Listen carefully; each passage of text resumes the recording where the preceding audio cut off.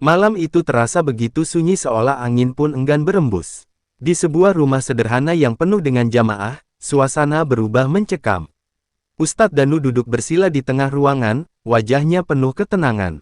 Di hadapannya, seorang pria parubaya, tubuhnya menggigil hebat. Matanya yang merah menyala seperti terbakar, dan suara aneh keluar dari tenggorokannya. Pria itu tidak lagi tampak seperti manusia biasa. Astagfirullah. Tenang, Pak, kita berserah kepada Allah, ujar Ustadz Danu dengan lembut. Tangan kanannya memegang kepala pria itu, sementara tangan kirinya menggenggam Al-Quran kecil. Ia mulai melantunkan ayat-ayat suci dengan suara yang menggema di ruangan itu, menggetarkan hati siapapun yang mendengarnya. Namun, sesuatu yang tidak biasa terjadi. Pria itu tiba-tiba melompat dengan kekuatan luar biasa, seolah ada kekuatan lain yang mengendalikan tubuhnya. Beberapa jamaah menjerit, mundur ketakutan. Pria itu mengerang keras, memukul lantai hingga kayunya retak. Ustadz Danu tetap bertahan, meskipun wajahnya mulai memerah, keringat dingin membasahi pelipisnya. Allahu Akbar, seru Ustadz Danu sambil membaca ayat kursi dengan suara yang lantang. Tubuh pria itu mendadak membeku, tetapi hanya untuk sesaat. Tiba-tiba, kekuatan besar seperti gelombang angin menerjang ke arah Ustadz Danu. Blar, tubuh Ustadz Danu terpental ke belakang, menghantam dinding kayu dengan keras. Suara kayu yang retak bercampur dengan pekikan para jamaah. Tubuhnya terhempas ke lantai, darah segar mengalir dari sudut bibirnya. Ruangan yang tadi penuh dengan lantunan doa berubah menjadi kekacauan. Ustadz, teriak salah satu santri senior, Malik, yang langsung berlari ke arah gurunya. Para santri lainnya mencoba menahan pria yang kini kembali mengamuk, matanya semakin liar. Malik memeriksa denyut nadi gurunya. Ustadz Danu masih bernapas, tetapi sangat lemah. Matanya terbuka sedikit, dan dengan suara lirih ia berkata, jangan takut, teruskan rukyahnya. Tapi, Ustadz, ini ujian, jangan biarkan mereka menang, bisiknya sebelum kembali terbatuk, darah semakin banyak keluar dari mulutnya. Para santri lainnya, yang biasanya hanya menjadi saksi keajaiban doa sang guru, kini dilanda ketakutan dan amarah. Sementara itu, pria yang dirukyah kembali mengeluarkan suara tawa menyeramkan, seperti makhluk lain yang berbicara melalui tubuhnya. Dia bukan tandingan kami, suara itu menggelegar, membuat suasana semakin mencekam. Malik memandang jamaah dengan penuh tekad, lalu melanjutkan bacaan ayat-ayat suci. Para santri lainnya ikut bergabung, melantunkan zikir untuk melawan kekuatan gelap yang terus menekan. Di tengah kekacauan itu, seorang jamaah wanita berbisik kepada Malik, ini bukan sembarang gangguan, nak. Ada yang mengirim sesuatu, ini ilmu hitam. Malik tersentak. Di pikirannya muncul satu pertanyaan besar, siapa yang tega mengirimkan hal ini kepada Ustadz Danu? Malam itu, bukan hanya tubuh Ustadz Danu yang terluka. Kepercayaan para santri bahwa mereka selalu terlindungi juga mulai digoyahkan. Dalam diam, Malik menggenggam tangannya erat. Satu hal pasti, mereka tidak akan membiarkan kejahatan ini terus berlanjut. Pagi datang membawa kabut tebal, menutupi desa tempat Ustadz Danu dan para santrinya tinggal. Rumah yang semalam menjadi saksi kekacauan kini sunyi, menyisakan jejak darah dan kayu yang retak. Di ruang utama, Malik dan beberapa santri lainnya berkumpul, wajah mereka masih dihiasi kelelahan dan kecemasan. Ustadz Danu masih terbaring di tempat tidur, napasnya berat meski luka-lukanya mulai diperban. Ini bukan kejadian biasa, gumam Malik, memecah keheningan. Tatapan matanya tajam, seperti menembus udara yang dingin. Seseorang sengaja menyerang guru kita. Tapi siapa? Seorang santri lain, Akbar, mengangguk pelan. Semalam, saat zikir berlangsung, aku mendengar salah satu jamaah berbisik. Dia menyebut ini ulah seorang dukun dari Kalimantan. Ruangan seketika dipenuhi keheningan yang mencekam. Nama, Kalimantan, seakan membawa beban berat. Di sana, banyak kisah tentang dukun-dukun sakti yang dikenal mampu mengendalikan ilmu hitam dengan kekuatan luar biasa. Kisangka, ucap seorang jamaah tua yang duduk di pojok ruangan, suaranya parau. Semua mata langsung tertuju padanya. Siapa itu, Bu? Tanya Malik penasaran. Dia seorang dukun besar di pedalaman Kalimantan. Banyak orang takut padanya karena ilmunya terlalu tinggi. Tapi yang lebih mengerikan, dia sering menyerang orang-orang yang dianggap menghalangi pekerjaannya, jelas wanita itu dengan suara bergetar. Ustadz Danu mungkin telah menyembuhkan salah satu korbannya. Itu alasan dia mengirim santet. Mendengar itu, amarah Malik perlahan membara. Ia menggenggam tangan hingga urat-uratnya terlihat jelas. Jadi ini balas dendam, karena Ustadz membantu orang yang kesurupan itu. Wanita itu mengangguk. Ustadz Danu selalu menolong siapa saja tanpa pamrih. Tapi bagi orang seperti Kisangka, itu dianggap penghinaan. Suasana semakin suram. Para santri terdiam, masing-masing tenggelam dalam pikiran mereka. Malik berdiri, sorot matanya penuh tekad. Kita tidak bisa membiarkan ini. Ustadz terluka karena melindungi kita, dan kita tidak akan diam saja. Lalu apa yang bisa kita lakukan, Malik? Akbar menyela, nada suaranya penuh keraguan.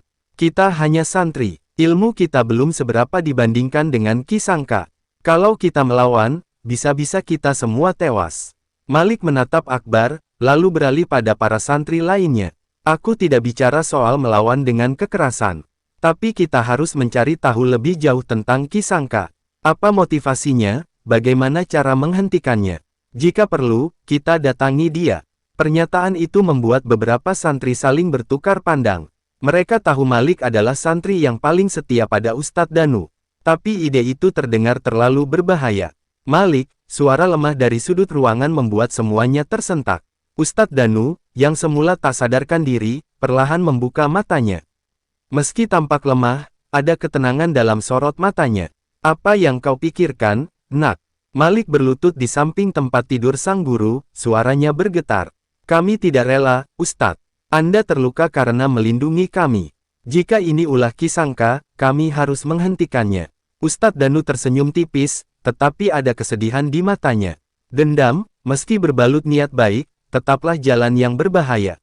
Allah tidak menyukai hambanya yang bertindak gegabah. Tapi, Ustadz, Malik mencoba membantah, tetapi Ustadz Danu mengangkat tangannya, memberi isyarat untuk diam. Bersabarlah, nak. Jika memang ini ujian dari Allah, maka kita hadapi dengan doa dan tawakal, bukan dengan kemarahan. Malik terdiam, tetapi di dalam hatinya, gelombang amarah tetap menggelegak. Ia tahu niat Ustadz Danu mulia, tetapi membiarkan kejahatan ini terus berlangsung bukanlah pilihan. Dalam hati, ia berjanji akan mencari cara untuk melindungi gurunya dan menghentikan Kisangka, meskipun itu berarti harus melanggar perintah gurunya. Malam itu, di tengah doa dan zikir, Malik mulai menyusun rencana. Sebuah perjalanan berbahaya menuju Kalimantan menanti mereka. Dan ia tahu, tidak semua dari mereka akan kembali dengan selamat. Hujan turun deras malam itu, mengguyur desa dengan gemuruh yang menambah suasana mencekam. Di sebuah bilik kecil di pesantren, Malik duduk bersila, menatap Al-Quran di tangannya. Ayat-ayat yang biasa memberi ketenangan kini terasa seperti panggilan untuk bertindak. Suara Ustadz Danu yang melarang balas dendam masih terngiang di telinganya, tetapi bayangan gurunya yang tergeletak tak berdaya dengan darah di sudut bibir. Tak mampu ia lupakan. Ketukan pelan di pintu mengusik lamunannya. Saat pintu terbuka, Akbar masuk bersama dua santri lainnya, Farid dan Hadi. Wajah mereka penuh keraguan, tetapi sorot mata Malik cukup untuk memastikan bahwa tidak ada lagi ruang untuk keraguan-raguan. Jadi, apa rencanamu, Malik? Tanya Farid, mencoba menekan ketegangan dalam suaranya. Malik menghela napas panjang sebelum menjawab, kita pergi ke Kalimantan. Cari dukun itu, dan hentikan dia. Apapun caranya, apakah kau sadar apa yang kau katakan? Akbar menatap Malik tajam. Kalimantan bukan tempat kita. Kisangka memiliki ilmu hitam yang jauh di atas pemahaman kita. Kita ini hanya santri. Apa yang bisa kita lakukan? Justru karena kita santri, kita tidak akan menghadapi dia dengan kekuatan fisik. Kita melawan dengan doa, iman, dan perlindungan Allah.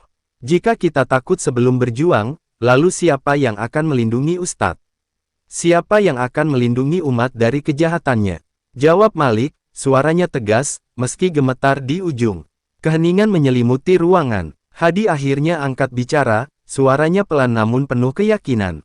Aku ikut. Kalau ada harapan, meski kecil, untuk menyelamatkan Ustadz dan menghentikan kejahatan ini, aku tidak akan mundur. Farid mengangguk pelan. Aku juga. Tapi, bagaimana kita memastikan bahwa kita tidak melanggar perintah Ustadz? Kita harus melakukannya tanpa membuat beliau kecewa. Malik menatap mereka satu persatu, mencoba mencari kekuatan dari keberanian yang mereka tunjukkan. Kita lakukan ini untuk melindungi beliau, bukan untuk membangkang. Kita pastikan bahwa setiap langkah kita diniatkan hanya untuk kebaikan. Akbar, yang sejak awal tampak ragu, menghela napas berat. Kalau kalian semua pergi, aku tidak mungkin tinggal. Tapi kita harus punya rencana yang jelas. Ini bukan sekadar perjalanan biasa. Malam itu, mereka menyusun rencana dengan hati-hati. Informasi yang mereka dapatkan tentang Kisangka sangat sedikit, tetapi cukup untuk memberi mereka arah. Desa tempat dukun itu tinggal terletak jauh di pedalaman Kalimantan, tersembunyi di balik hutan lebat. Mereka tahu perjalanan ini bukan hanya berbahaya secara fisik, tetapi juga menguji keimanan mereka. Tanda hubung, tanda hubung, tanda hubung. Pagi yang menentukan. Ketika fajar menyingsing, keempat santri itu bersiap untuk berangkat. Malik memastikan segala sesuatu yang mereka butuhkan telah dipersiapkan, termasuk mushaf kecil, tasbih, dan beberapa perbekalan. Sebelum pergi, mereka berkumpul di kamar Ustadz Danu untuk meminta doa restu. Gurunya, yang kini sedikit lebih pulih, menatap mereka dengan mata penuh haru dan kekhawatiran. "Kemana kalian akan pergi?" tanya Ustadz Danu, meski dalam hati ia tampak sudah tahu jawabannya. Malik menunduk, mencoba menahan emosi. "Kami hanya ingin mencari jawaban, Ustadz, untuk memastikan bahwa ancaman ini tidak lagi membahayakan Anda atau siapapun." Ustadz Danu menggeleng lemah. "Anakku, Allah tidak pernah memerintahkan kita untuk mencari bahaya. Bahaya itu akan datang sendiri jika memang menjadi ujian kita. Jangan melibatkan diri dalam pertempuran yang kau sendiri tidak mengerti." "Tapi, Ustadz," Malik mencoba berbicara, tetapi suaranya tercekat. Ia merasa bersalah, namun tekadnya tetap tidak goyah. Akhirnya, Ustadz Danu tersenyum tipis. "Jika memang kau harus pergi, pergilah dengan niat yang bersih. Jangan biarkan amarah atau dendam menodai langkah kalian. Allah yang akan menjaga kalian." Doa yang dipanjatkan Ustadz Danu malam itu menjadi bekal pertama mereka. Dengan hati berat, keempat santri meninggalkan pesantren. Perjalanan mereka ke Kalimantan dimulai, penuh dengan tekad dan doa, tetapi juga bayangan bahaya yang tak terelakkan. Hujan kembali turun ketika mereka meninggalkan desa, seperti memberi isyarat bahwa jalan yang akan mereka tempuh tidaklah mudah. Namun, dalam hati mereka, ada keyakinan bahwa Allah tidak akan membiarkan perjuangan mereka sia-sia. Perjalanan ke Kalimantan dimulai dengan rasa cemas yang menggumpal di dada mereka, namun tekad untuk melindungi Ustadz Danu terus membakar semangat. Malik, Akbar, Farid, dan Hadi menaiki bas menuju pelabuhan, menempuh perjalanan panjang yang diselimuti keheningan. Mereka tidak banyak berbicara, tetapi setiap tikungan jalan terasa seperti ujian bagi hati mereka. Langit mendung sepanjang hari seakan menjadi pertanda bahwa perjalanan ini tidak akan mudah. Malik memegang tasbih kecilnya erat-erat, melafalkan zikir dalam hati, berusaha menenangkan kegelisahan yang terus menghantuinya. Sesampainya di pelabuhan, mereka menaiki kapal yang akan membawa mereka ke Kalimantan. Ombak bergulung-gulung, kapal bergoyang keras di bawah langit yang kelabu. Malam di lautan terasa panjang, dihiasi suara debur ombak dan gelegar petir di kejauhan. "Apa kau tidak takut, Malik?" tanya Farid saat mereka duduk di dek kapal, mencoba menghalau dingin dengan selimut tipis. Malik menatap laut yang gelap. "Aku takut, Farid. Tapi ketakutanku bukan pada perjalanan ini. Aku takut gagal melindungi Ustadz. Aku takut membiarkan kejahatan itu terus merajalela." Farid terdiam, meresapi kata-kata itu. Di dalam hati, ia juga merasakan hal yang sama. Tanda hubung, tanda hubung, tanda hubung. Di bawah bayang-bayang hutan, setelah berhari-hari menempuh perjalanan, mereka akhirnya tiba di Kalimantan. Udara terasa berat, lembab, dan penuh aroma tanah basah. Di sebuah desa kecil dekat hutan, mereka bertemu seorang lelaki tua bernama Pak Raji, yang dikenal sebagai penjaga hutan. Malik mendekatinya dengan penuh hormat, berharap bisa mendapatkan petunjuk tentang Kisangka. "Kalian mencari Kisangka?" Suara Pak Raji parau, penuh rasa heran. "Apa yang membuat kalian ingin mendekati dia?" "Tidak ada yang kembali selamat dari tempatnya. Kami tidak punya pilihan, Pak," jawab Malik dengan tegas. "Dia telah menyerang guru kami. Kami tidak datang untuk melawannya, tapi kami harus menghentikan apa yang dia lakukan." Pak Raji menghela napas panjang, memandang mereka dengan sorot mata penuh kekhawatiran. "Aku tidak tahu apakah kalian berani atau bodoh. Tapi aku tahu satu hal, hutan ini tidak akan menyambut kalian dengan ramah. Apalagi jika Kisangka tahu tujuan kalian. Ia memberikan mereka peta sederhana dan beberapa petunjuk untuk menuju desa tempat Kisangka tinggal. Sebelum mereka pergi, Pak Raji memberi peringatan terakhir. Hutan ini punya nyawa, jangan pernah melupakan doa, dan jangan biarkan hati kalian ternodai oleh rasa takut. Kalau kalian goyah, hutan ini akan menelan kalian. Tanda hubung tanda hubung tanda hubung. Kegelapan yang menanti. Perjalanan melewati hutan terasa seperti masuk ke dalam rahang kegelapan. Pohon-pohon besar menjulang tinggi, rantingnya membentuk lengkungan menyerupai lorong tanpa ujung. Kabut tebal menutupi pandangan mereka, dan suara-suara aneh terdengar di kejauhan, desis ular, langkah samar, dan terkadang tawa kecil yang menghantui. Aku merasa seperti sedang diawasi, bisik Hadi, suaranya bergetar. Kita tidak sendiri di sini, jawab Malik pelan, meskipun ia tahu itu hanya akan menambah rasa takut teman-temannya. Malam pertama di hutan menjadi ujian nyata. Mereka mendirikan tenda kecil di dekat sungai, tetapi tidur menjadi hal yang mustahil. Angin malam membawa bisikan yang tidak bisa dijelaskan, membuat mereka terus menatap ke segala arah dengan mata yang waspada. Di tengah malam, Farid tiba-tiba terbangun, tubuhnya menggigil hebat. Malik, ada sesuatu di luar tenda.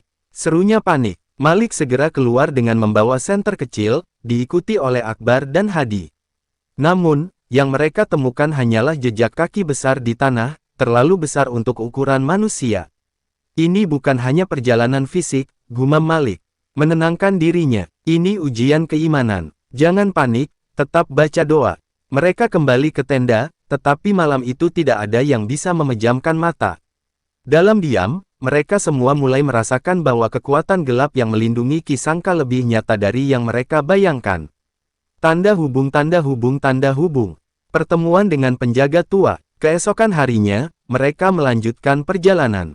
Ketika matahari mulai terbenam, mereka bertemu seorang wanita tua yang duduk di bawah pohon besar, mengenakan pakaian sederhana tetapi sorot matanya penuh wibawa. Kalian anak muda yang berani, katanya tanpa ditanya. Tapi keberanian tanpa iman yang teguh hanya akan membawa kehancuran. Wanita itu memperkenalkan dirinya sebagai Nyai Ranti, seorang penjaga hutan yang tahu tentang keberadaan Kisangka. Ia memperingatkan mereka bahwa ilmu hitam yang dimiliki dukun itu bukan hanya untuk menyerang, tetapi juga menguji batas keimanan. Dia akan mencoba mematahkan hati kalian, ujar Nyai Ranti. Jangan biarkan ketakutan atau kemarahan menguasai kalian. Kalau niat kalian murni, kalian akan selamat. Tapi jika tidak, kalian akan menjadi mangsa hutan ini. Nyai Ranti memberikan mereka amalan khusus, ayat-ayat tertentu yang harus mereka baca terus-menerus selama perjalanan. Ingat, anak-anak, doa adalah senjata kalian. Jangan pernah berhenti berdoa, apapun yang terjadi. Tanda hubung tanda hubung tanda hubung. Dengan amalan dari Nyai Ranti dan tekad yang semakin kuat, mereka melanjutkan perjalanan. Namun, di dalam hati mereka, masing-masing mulai merasakan bahwa apa yang menanti di depan lebih gelap dan lebih menakutkan dari yang pernah mereka bayangkan. Langit di atas hutan Kalimantan berubah menjadi abu-abu pekat, seolah malam tiba lebih cepat dari biasanya. Malik dan ketiga santri lainnya melangkah perlahan, menyusuri jalur sempit yang semakin tak tampak di bawah kabut tebal. Suara binatang hutan yang semula mengiringi perjalanan mereka perlahan menghilang, digantikan oleh keheningan yang menyesakkan dada. Kalian dengar itu, bisik Hadi, suaranya nyaris tak terdengar. Dengar apa? Malik berhenti sejenak, mendengarkan.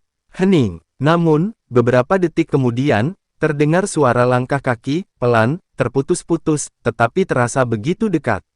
Mereka saling berpandangan, hati mereka dipenuhi ketakutan yang tak terucapkan.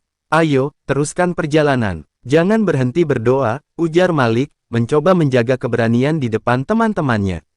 Mereka mulai melantunkan ayat-ayat suci, suara mereka menggema di tengah keheningan. Namun, langkah kaki itu tetap mengikuti, semakin mendekat. Tiba-tiba, dari balik pepohonan, muncul sesosok bayangan. Tubuhnya tinggi, kulitnya gelap seperti diselimuti bayangan hutan, dan matanya memancarkan cahaya merah yang menembus kabut. Mereka tertegun, kaki-kaki mereka terpaku di tanah. Siapa kalian yang berani menginjak tanah ini? Suara makhluk itu berat, terdengar seperti ribuan suara bercampur menjadi satu. Kami datang bukan untuk berperang, jawab Malik dengan suara yang gemetar. Kami hanya ingin menghentikan kejahatan yang telah mencelakai guru kami. Makhluk itu tertawa, suaranya menggema seperti petir yang pecah di langit. Kalian pikir ilmu dan doa kalian cukup untuk melawan kekuatan kami. Dunia ini milik kami, dan kalian hanyalah tamu yang tak diundang. Farid, yang berdiri di belakang Malik, berusaha melawan ketakutannya. Allah bersama kami, kau tidak bisa menakuti kami. Serunya sambil menggenggam tasbihnya erat-erat. Makhluk itu mendekat, tetapi langkahnya terhenti ketika Malik dan yang lain serentak melantunkan ayat kursi dengan lantang. Suara mereka semakin keras, dan tubuh makhluk itu mulai bergetar hebat. Ia melengking, suara yang memekakkan telinga, sebelum akhirnya menghilang dalam kabut. Tanda hubung, tanda hubung, tanda hubung. Serangan tanpa wujud. Malam itu, mereka berhenti di sebuah tanah lapang kecil yang dikelilingi pohon-pohon besar. Tidak ada waktu untuk mendirikan tenda. Mereka hanya duduk berkerumun, menjaga satu sama lain. Malik, ini baru awal, ujar Akbar pelan. Kalau makhluk tadi saja sudah seperti itu, apa yang akan kita hadapi di tempat Kisangka? Malik menghela napas panjang. Aku tahu ini berat, Akbar. Tapi kita tidak boleh mundur. Kita tidak bisa membiarkan ketakutan menghentikan langkah kita. Namun, tak lama setelah itu, sesuatu yang tak terduga terjadi. Angin dingin tiba-tiba berembus, membawa suara-suara yang terdengar seperti bisikan. Bisikan itu menyebut nama mereka satu persatu. Farid, Hadi, Akbar, Malik. Hadi menutup telinganya, wajahnya pucat. Apa-apaan ini? Aku tidak kuat. Serunya panik. Kuatkan imanmu, Hadi. Malik meraih pundak Hadi, mengguncangnya agar tenang. Ini hanya tipu daya. Jangan biarkan ketakutan menguasaimu. Namun, suara bisikan itu semakin keras, berubah menjadi tawa menyeramkan. Lalu, dari arah belakang, terdengar suara pohon tumbang. Ketika mereka menoleh, sosok gelap yang menyerupai bayangan raksasa berdiri di tengah hutan, matanya menyala merah seperti api. Tidak ada jalan keluar untuk kalian, suara itu menggelegar, membuat tanah bergetar. Malik segera berdiri, menggenggam mushaf kecilnya. Kita datang bukan untuk berperang, tapi kalau kau memaksa, kita akan melawan dengan izin Allah. Ia memimpin teman-temannya untuk melantunkan surah Al-Falaq dan An-Naas. Bayangan itu menggeram, tetapi setiap ayat yang mereka baca membuatnya mundur sedikit demi sedikit. Akhirnya, bayangan itu menghilang dalam kegelapan malam. Tanda hubung, tanda hubung, tanda hubung. Keyakinan yang mulai runtuh. Setelah makhluk itu lenyap, mereka semua terduduk, tubuh mereka lemah karena kelelahan. Hadi mulai menangis, tangannya menggenggam tasbihnya erat-erat. Aku tidak tahu apakah kita bisa bertahan, Malik. Rasanya setiap langkah kita hanya membawa kita semakin dekat dengan kematian. Malik merasakan hal yang sama, tetapi ia tidak ingin menunjukkan kelemahannya. Kematian bukan yang kita takuti, Hadi. Yang harus kita takutkan adalah jika kita menyerah. Ingat, ini bukan tentang kita. Ini tentang melindungi Ustadz dan menghentikan kejahatan. Akbar mengangguk meski wajahnya penuh keraguan. Kalau begitu, kita harus bersiap untuk yang lebih buruk. Aku yakin, ini belum seberapa dibandingkan dengan apa yang ada di tempat Kisangka. Malam itu, mereka tidak tidur. Dengan tubuh lelah dan hati yang penuh ketegangan, mereka terus melantunkan doa. Kegelapan di sekitar mereka seakan mencoba menelan mereka, tetapi doa menjadi satu-satunya cahaya yang menjaga mereka tetap berdiri. Di dalam hati mereka, masing-masing mulai bertanya, apakah mereka benar-benar bisa menghentikan Kisangka, ataukah perjalanan ini hanya membawa mereka pada kehancuran. Fajar yang menyingsing di tengah hutan terasa berbeda. Cahaya matahari hanya sedikit menembus lebatnya pepohonan, menciptakan suasana temaram yang tetap mencekam. Malik, Akbar, Farid, dan Hadi melanjutkan perjalanan dengan tubuh yang lelah, tetapi hati mereka tetap berusaha bertahan pada tekad awal. Menurut peta yang diberikan Pak Raji, kita hampir sampai di desa itu, ujar Malik sambil menunjukkan sebuah tanda kecil di peta. Kita harus berhati-hati, kita tidak tahu apa yang menunggu di sana. Perjalanan semakin sulit, jalur yang mereka lalui dipenuhi akar-akar besar yang menjalar, seakan sengaja menghalangi langkah mereka. Kabut tebal kembali turun, membuat jarak pandang semakin terbatas. Hutan itu kini terasa seperti makhluk hidup yang menolak kehadiran mereka. Ketika mereka akhirnya mencapai sebuah jalur kecil yang menurun, udara tiba-tiba terasa berbeda, lebih berat, lebih dingin. Di ujung jalur itu, sebuah desa kecil mulai tampak. Desa itu seperti terperangkap. Dalam waktu, dengan rumah-rumah kayu yang usang dan atap yang penuh lumut. Tidak ada suara manusia. Tidak ada tanda-tanda kehidupan. Ini, desa itu, bisik Farid, suaranya bergetar. Sepertinya begitu, jawab Malik pelan. Tetap tenang, jangan kehilangan doa kalian. Bayangan di balik rumah. Mereka melangkah perlahan ke dalam desa, melewati rumah-rumah kosong yang tampak seperti telah ditinggalkan bertahun-tahun lalu. Namun, setiap langkah mereka terasa diawasi. Malik bisa merasakan tatapan tak kasat mata yang menusuk punggungnya. Ada sesuatu di sana, ujar Hadi tiba-tiba, menunjuk ke salah satu rumah. Mereka berhenti, menatap ke arah yang ditunjukkan Hadi. Di jendela sebuah rumah yang hampir roboh, sesosok bayangan bergerak cepat, menghilang begitu saja. Jangan tergoda untuk mengejar, kata Malik tegas. Fokus pada tujuan kita. Namun, langkah mereka terhenti ketika tiba-tiba terdengar suara tawa kecil dari arah yang berbeda, tawa seorang anak kecil. Mereka saling berpandangan, kebingungan dan ketakutan memenuhi wajah mereka. Apa itu? Tanya Akbar, suaranya tercekat. Malik tidak menjawab. Ia hanya menggenggam musyafnya lebih erat dan mulai melantunkan ayat kursi. Yang lain mengikuti, suara mereka bergetar, tetapi tetap lantang. Tawa itu berhenti, digantikan oleh suara derap langkah yang mendekat dari segala arah. Namun, tidak ada yang tampak. Hanya suara. Kita tidak bisa berlama-lama di sini, ujar Malik, mempercepat langkahnya. Kita harus menemukan pusat desa dan mencari petunjuk. Rumah di tengah desa. Setelah beberapa saat, mereka tiba di pusat desa, di mana sebuah rumah besar berdiri di antara reruntuhan lainnya. Rumah itu tampak lebih terawat dibandingkan rumah-rumah lainnya, dengan pintu yang tertutup rapat dan lampu minyak yang menyala di terasnya. Ini pasti tempatnya, ujar Farid dengan nada takut. Mungkin ini tempat Kisangka, tambah Akbar, tangannya gemetar. Mereka mendekati rumah itu dengan hati-hati. Pintu rumah terbuka perlahan sebelum mereka sempat menyentuhnya. Dari dalam, muncul seorang lelaki tua dengan jubah hitam panjang, matanya tajam seperti elang. Kalian sudah sejauh ini, ujarnya dengan suara dingin. Tapi apakah kalian siap menerima konsekuensi dari keberanian kalian? Malik melangkah maju. Kami tidak takut. Kami datang untuk menghentikan kejahatanmu. Kami tidak akan mundur. Lelaki itu tersenyum tipis, tetapi senyum itu lebih menyerupai ancaman. Kalian mengira iman kalian cukup untuk menghadapi kekuatan yang telah aku pelajari selama puluhan tahun. Kalian ini anak-anak yang naif. Tiba-tiba, udara di sekitar mereka berubah. Angin kencang berhembus, membuat daun-daun kering berputar seperti badai kecil. Lelaki itu melambaikan tangannya, dan dari kegelapan muncul sosok-sosok bayangan yang menyerupai manusia, tetapi tanpa wajah. Ini adalah ujian pertama kalian. Kalau kalian bisa bertahan, mungkin aku akan mengizinkan kalian melangkah lebih jauh, ujarnya dingin. Pertarungan dengan bayangan. Bayangan-bayangan itu bergerak cepat, mengelilingi mereka seperti kawanan serigala. Malik segera memimpin teman-temannya untuk membentuk lingkaran, melantunkan doa-doa dengan suara lantang. Jangan berhenti, terus baca doa, seru Malik. Satu persatu bayangan itu mencoba mendekat, tetapi setiap kali doa dilantunkan, mereka mundur. Namun, beberapa bayangan berhasil mendekat dan menyerang dengan cakarnya, membuat Farid jatuh tersungkur. Farid, seru Hadi, mencoba menarik temannya kembali ke lingkaran. Farid berdarah di lengannya, tetapi ia segera bangkit, kembali membaca doa meski dengan tubuh yang lemah.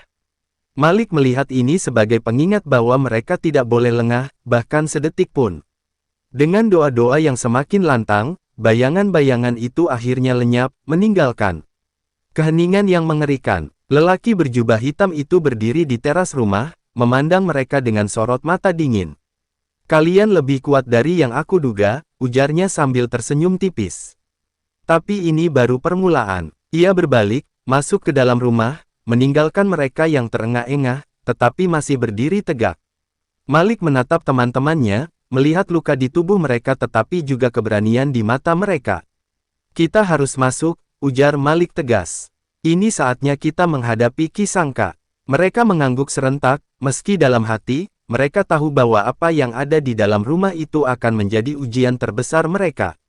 Dengan langkah berat, Malik dan teman-temannya mendekati rumah besar itu.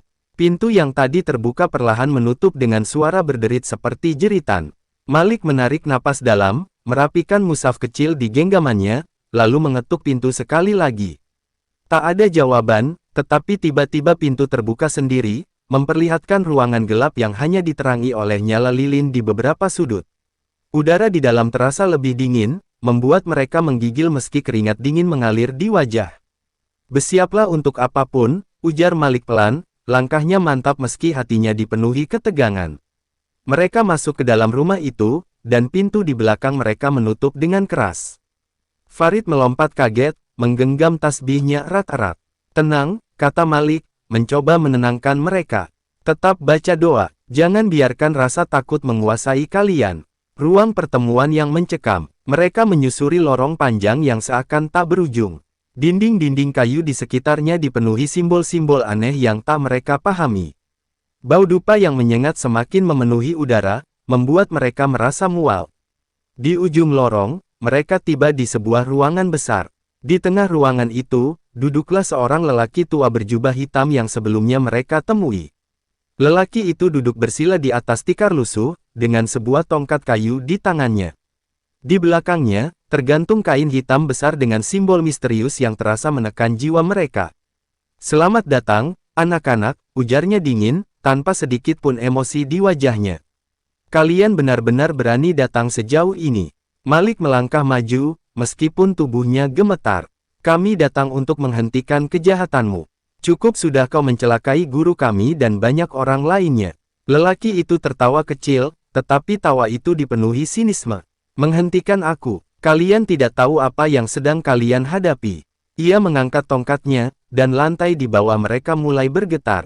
Dari bayangan di sudut ruangan, muncul makhluk-makhluk hitam besar dengan mata merah menyala, tubuh mereka menyerupai manusia tetapi dengan cakar dan taring yang mengerikan. "Aku akan memberimu pilihan, Malik," ujar lelaki itu. "Pergilah sekarang, dan aku akan membiarkan kalian hidup. Tapi jika kau memilih tetap di sini, jangan salahkan aku atas apa yang akan terjadi." Malik menatap lelaki itu dengan penuh keyakinan. "Kami tidak akan mundur. Kami di sini karena Allah, dan tidak ada kekuatan yang lebih besar darinya." Doa di tengah pertempuran. Makhluk-makhluk itu menyerang dengan kecepatan luar biasa, cakar mereka melayang ke arah para santri. Malik dan teman-temannya segera membentuk lingkaran, melantunkan doa dengan suara lantang. Namun, serangan kali ini jauh lebih kuat. Farid berhasil menghindari serangan satu makhluk, tetapi cakar lainnya mengenai lengannya, membuatnya jatuh tersungkur. Hadi segera menarik Farid ke dalam lingkaran, tetapi ia sendiri terkena pukulan di bahunya. "Kita harus tetap bersatu," seru Malik. "Jangan berhenti membaca doa." Mereka mulai melantunkan ayat-ayat suci lebih keras, dan perlahan, makhluk-makhluk itu mundur, seolah terbakar oleh suara doa mereka. Namun, lelaki tua itu hanya tersenyum. "Kalian pikir itu cukup?" ujarnya, melambaikan tongkatnya lagi. Dari kain hitam di belakangnya, muncul sosok besar dengan tanduk panjang, kulitnya hitam legam seperti bara api.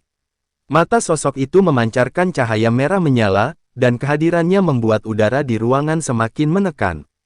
Makhluk itu meraung, dan raungan itu membuat ruangan bergetar.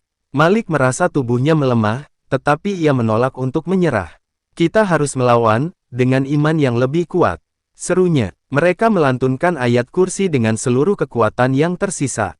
Sosok bertanduk itu mencoba mendekati mereka, tetapi cahaya dari doa yang mereka lantunkan membuatnya mundur sedikit demi sedikit. Lelaki tua itu tampak marah, wajahnya berubah bengis. "Cukup," teriaknya. Ia mengangkat tongkatnya tinggi-tinggi, dan dari tongkat itu muncul kilatan cahaya gelap yang langsung menyerang lingkaran mereka. Serangan itu membuat mereka terpental ke berbagai arah. Malik merasakan tubuhnya membentur dinding, tetapi ia segera bangkit, meskipun tubuhnya terasa berat.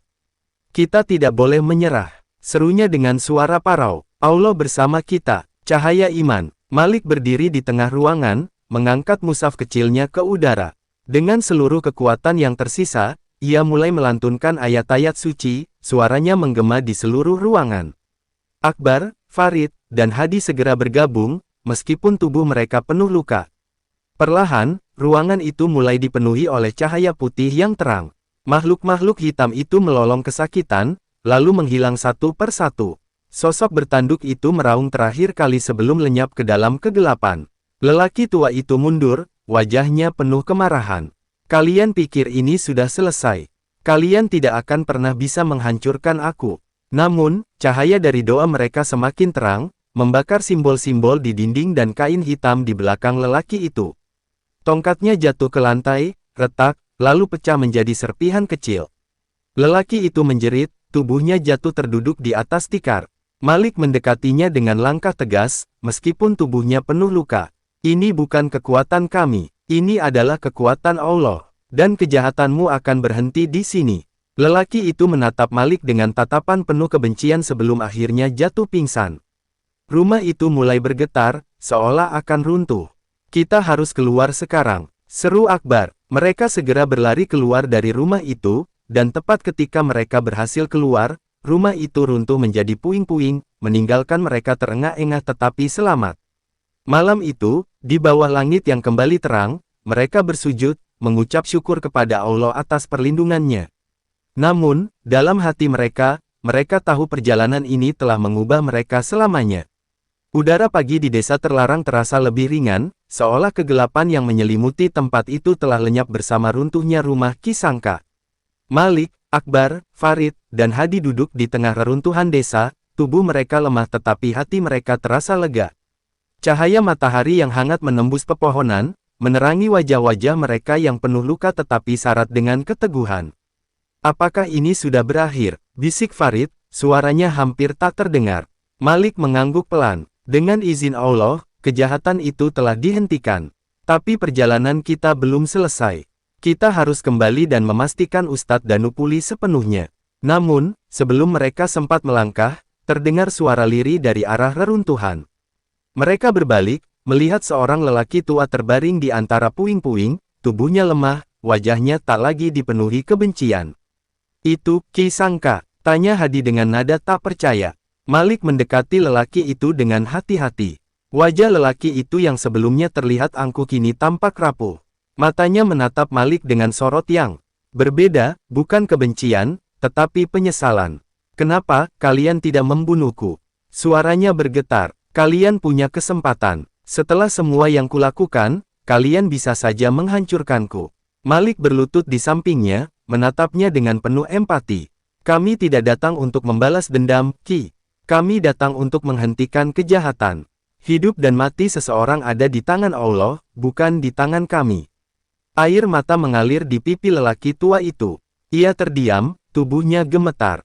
Aku telah salah. Selama ini aku terperangkap dalam ambisi dan kebencian. Aku mengira kekuatanku bisa mengendalikan segalanya. Tapi kalian menunjukkan bahwa aku tidak ada apa-apanya. Penyesalan yang dalam. Kisangka, dengan bantuan Malik dan yang lainnya, berusaha bangkit. Tubuhnya yang lemah membuatnya harus bersandar pada tongkat kayu yang mereka temukan di sekitar puing-puing. Aku tidak pantas dimaafkan, ujarnya pelan. Tapi jika kalian bersedia, izinkan aku menebus kesalahanku. Malik menatap Kisangka dalam-dalam, mencari kejujuran di matanya. Penebusan itu bukan untuk kami, Ki. Penebusan itu untuk dirimu sendiri. Jika kau benar-benar ingin berubah, kembalilah kepada Allah. Tinggalkan ilmu hitammu, dan gunakan sisa hidupmu untuk memperbaiki apa yang telah kau hancurkan. Kisangka menunduk, air matanya terus mengalir. Kalian jauh lebih mulia daripada aku. Aku akan mencoba. Aku akan mencoba. Perjalanan pulang. Dengan langkah perlahan, mereka meninggalkan desa terlarang itu, membawa Kisangka bersama mereka. Perjalanan kembali terasa lebih ringan, meskipun tubuh mereka lelah dan terluka. Di sepanjang perjalanan, Kisangka lebih banyak diam, seolah merenungi setiap langkahnya. Ketika mereka akhirnya tiba di pondok pesantren, suasana berubah menjadi haru. Para santri yang lain berlari menghampiri, wajah mereka penuh kegembiraan melihat Malik dan teman-temannya kembali dengan selamat. Namun, yang paling membuat mereka lega adalah melihat Ustadz Danu yang sudah mulai pulih, duduk di serambi dengan senyum penuh rasa syukur. Malik segera berlutut di hadapan gurunya. Kami sudah melakukan yang terbaik, Ustadz. Semua ini berkat doa dan keberanian yang Ustadz tanamkan pada kami. Ustadz Danu mengangguk pelan, matanya berkaca-kaca. Kalian telah membuktikan bahwa keberanian sejati bukan tentang melawan, tetapi tentang memaafkan. Kalian membawa cahaya di tengah kegelapan, dan itu adalah kemenangan yang sejati. Awal yang baru, Kisangka memutuskan untuk tinggal sementara di pesantren. Ia meminta Ustadz Danu untuk membimbingnya kembali ke jalan yang benar, meninggalkan ilmu hitam yang telah ia pelajari selama puluhan tahun. Para santri awalnya sulit menerima kehadirannya, tetapi perlahan mereka melihat ketulusan di matanya. Waktu berlalu, dan Kisangka mulai berubah. Ia menghabiskan hari-harinya dengan berdoa, membantu di pesantren, dan memperbaiki dirinya. Malik dan teman-temannya juga tumbuh menjadi pribadi yang lebih matang, dengan keyakinan yang semakin kokoh. Malam itu, di bawah langit yang penuh bintang, Malik berdiri di halaman pesantren, menatap ke atas. Perjalanan ini telah mengubah kita, gumamnya pelan. Hadi yang berdiri di sampingnya tersenyum. Ya, kita semua telah belajar bahwa iman adalah kekuatan terbesar. Dan selama kita bersandar pada Allah, tidak ada kegelapan yang bisa mengalahkan kita. Dengan hati yang penuh syukur, mereka kembali ke dalam pesantren, siap menyambut hari baru dengan semangat yang lebih kuat. Perjalanan mereka mungkin telah selesai, tetapi pelajaran yang mereka dapatkan akan terus hidup dalam setiap langkah mereka ke depan.